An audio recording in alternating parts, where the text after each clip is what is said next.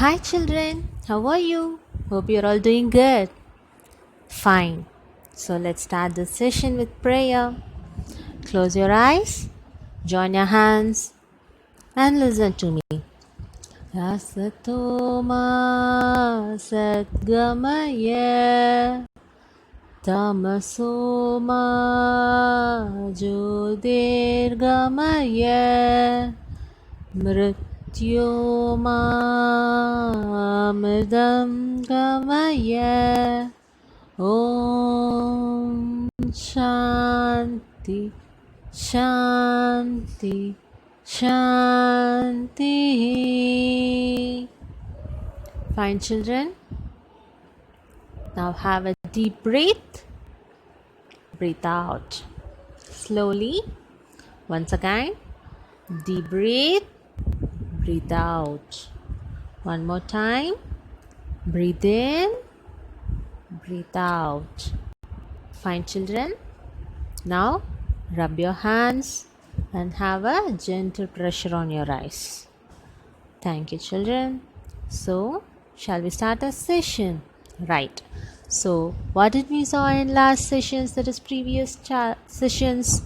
We saw about nervous system.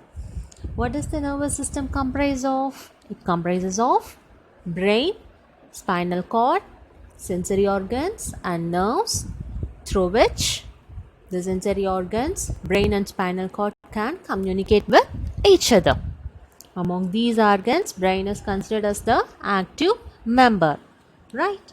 Then what are the parts of nervous system? Central nervous system and peripheral nervous system. Central nervous system comprises of brain and spinal cord, whereas the remaining nerve system will be comprised by peripheral nervous system, right? So we saw about central nervous system. What is brain? Brain is known as control tower, which controls all the action of a body, right? It is placed under the bony skull, which protects the brain from injury, right? So it is the main organ of the nervous system. Pretty clear? So the brain can be divided into three parts, namely cerebrum, cerebellum and medulla oblongata.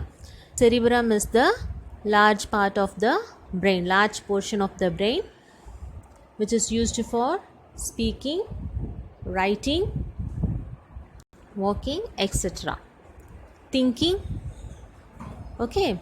Then cerebellum. Cerebellum is the rear part of the brain. It is present under the cerebrum. Okay. So it is responsible for muscle movement and maintains the body balance. Next, medulla oblongata. It is stem-like structure which connects spinal cord to the cerebrum and cerebellum. Right? So it is responsible for controlling breathing rate and heart rate. Finally, spinal cord. It is responsible for passing the messages to and from brain to sensory organs. Okay?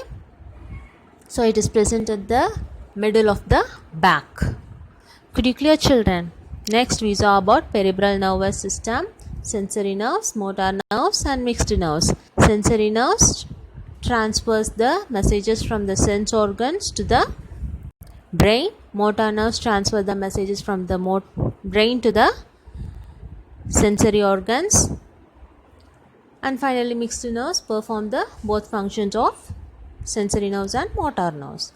Next we saw about actions. In last session, no?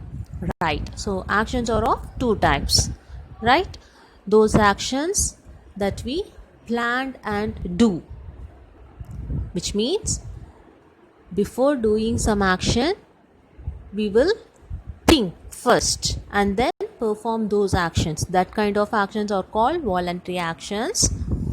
Those actions which can be performed without our consciousness is called involuntary actions, as shown in the figure.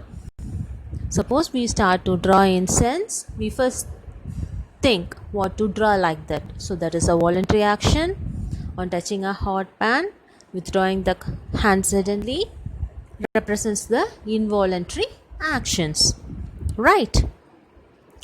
The involuntary actions further divided into automatic and reflex. Okay, if we do the actions without our consciousness is called automatic actions. Example, blinking of our eyes, heartbeat, etc. If we do an action with an external stimulus, that represents reflex action. External stimulus in sense, if we're going to touch a hot plate, right, that hot plate is an external stimulus, right? Those involuntary actions that performed in the presence of external stimulus is this sense reflex action. Could you get the difference between automatic and reflex action, children? Right, so this is about we saw in this chapter, that is nervous system, right? So this diagram shows how the sensory nerves and motor nerves works, right? When we touch a hot pan, the sensory nerve sends the messages from the sense organ to the brain or spinal cord through the nerves, that it tells that I am touching a plate that is hot, like that. Okay, in return, motor nerves instruct the muscles of hand to take away the hand from that particular hot pan or hot plate, like that, right? In this way, the sensory nerves and motor nerves will be function in our body. Could you clear, children? Right, so now take your class book, page number 28, and practice zone 2. Fill in the blanks. So first question, rhythmic beating of heart is an example of automatic action. Right. Spinal cord sends signal to muscles by motor nerves. Very good. Actions that occur without conscious will of an individual are known as involuntary actions. A spontaneous response on accidental touching of a hot object is an example of reflex action. Very good. Next, the second question, you have to mention whether the given action is an involuntary action or voluntary action.